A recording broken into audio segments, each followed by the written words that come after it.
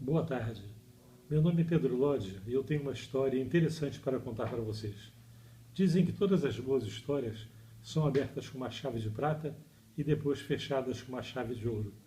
Essa vai ser fechada com uma chave de ferro mesmo, pois se refere ao dia 31 de março de 1964, quando eu estava atrás das grades, uma pesada chave me fechara numa cela de prisão, numa delegacia da W3 em Brasília. Isso porque eu era um líder estudantil nessa ocasião, tinha 17 anos, e eu estava liderando um movimento chamado União Democrática dos Estudantes Secundários de Brasília, que não se conformavam com as greves constantes que uma outra entidade chamada MESB fazia deflagrar em toda a cidade. Para vocês terem ideia, nós não tínhamos mais aula. Era raro o dia em que conseguimos entrar em nossa escola. Eu estudava então no Elefante Branco. E foi num belo dia, quando eu tentei entrar no Elefante Branco, um piquete armado de porretes nos impediu de entrar. E eu perguntei, mas por que mais essa greve? E eles nos disseram, essa greve é em solidariedade à greve dos sapateiros do Rio Grande do Sul. Ora, eu tive vontade de rir. O que nós, em Brasília, estudantes, tínhamos a ver com uma greve de sapateiros no Rio Grande do Sul?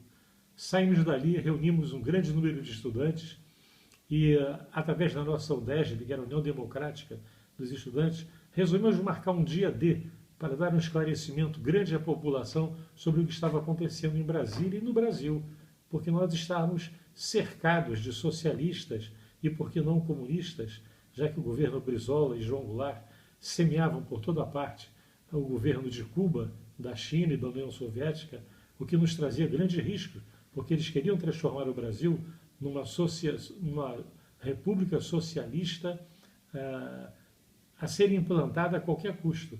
Não era à toa que o Brizola já tinha 27 mil grupos de 11. Eram grupos fortemente armados, preparados para, no dia em que eles achassem necessário, tomar conta das rádios, televisões, delegacias e pontos de exército, enfim, em todo o país. E esses grupos vinham sendo preparados há muito tempo. Bem, o dia que nós escolhemos, dia 31 de março, foi um dia como outro qualquer para nós. Nunca podíamos esperar o que aconteceria nesse dia. Passamos o dia inteiro, um grande grupo de estudantes fazendo movimento pela cidade, espalhando faixas, prospectos.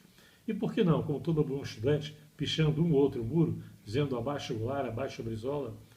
E a maioria dos estudantes, quando deu por volta de 6 horas, foi para sua casa, eu e mais uns 5 ou 6 continuamos arrematando o nosso trabalho. Paramos num barzinho da W3 para tomar um café, estávamos numa Kombi, que era do pai de um dos nossos amigos, quando de repente disseram-nos, olha, a polícia está aí fora. Aí eu disse, gente, todo mundo fica quieto, ninguém sabe de nada. Os policiais entraram e perguntaram, quem é que está com essa Kombi? Eu me levantei, eu estou com a Kombi. E o meu irmão, que era um pouco mais novo do que eu, não quis me deixar sozinho, se levantou também, eu também. Então vocês podem nos acompanhar e nós os acompanhamos.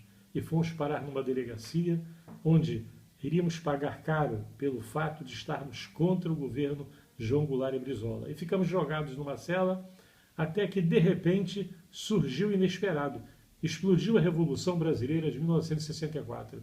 E foi essa revolução que, quando tomou conhecimento naquela madrugada de estudantes presos porque lutavam contra o governo de João Goulart e Brizola, foi essa mesma revolução que nos libertou. Não posso me esquecer do nome do major, chefe do SNI, Major Escotegni, que ao ligar para a delegacia mandou que nos soltassem e no dia seguinte estávamos lá no Ministério do Exército conversando com ele. E assim os estudantes voltaram a uma vida normal em Brasília, depois dos estudantes que comandavam a UMESB haverem simplesmente desaparecido. Saquearam a sede da UMESB, levaram tudo que podia ser levado e desapareceram. Isso é próprio dos socialistas, é próprio dos esquerdistas. Por que eu digo que deve se fechar com uma chave de ouro, um bom discurso, uma boa palavra? É porque eu tenho uma chave de ouro para dar a vocês. Naquela época, quando a Revolução surgiu, milhões de pessoas foram às ruas exigindo que as Forças Armadas tomassem uma atitude. Só no Rio de Janeiro foi 1 milhão de pessoas. São Paulo, mais de 500 mil. Porto Alegre, Belo Horizonte, todas as grandes capitais da cidade, através da Marcha da Família com Deus pela Liberdade. Por isso o Exército fez a Revolução de 1964, uma revolução constitucionalista e não um golpe militar, como os socialistas de hoje tentam dizer. E a chave de ouro é que, no dia 13 de março de 2016, esta semana, portanto, ainda milhões e milhões de pessoas voltaram às ruas repetindo tudo aquilo que fizeram em março de 64, dizendo basta, nós não queremos mais corrupção, não queremos mais socialistas, não queremos mais comunistas, queremos um Brasil, república democrática e cristã. É essa a mensagem que eu tinha hoje para dar a vocês. Esperamos que desta vez não seja preciso uma intervenção militar. Esperamos que o Legislativo e o Judiciário entendam que está na hora de depor um governo que só está causando destruição para o Brasil, para que assim possamos começar dias novos e uma vida nova em nossa pátria. Obrigado.